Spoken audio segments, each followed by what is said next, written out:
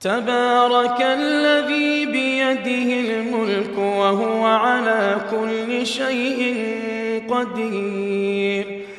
الذي خلق الموت والحياة ليبلوكم أيكم أحسن عملا وهو العزيز الغفور.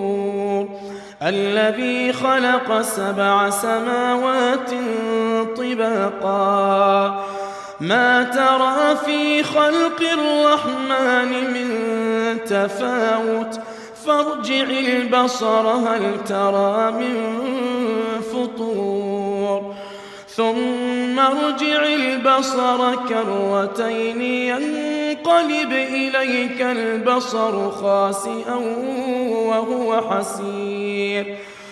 ولقد زينا السماء الدنيا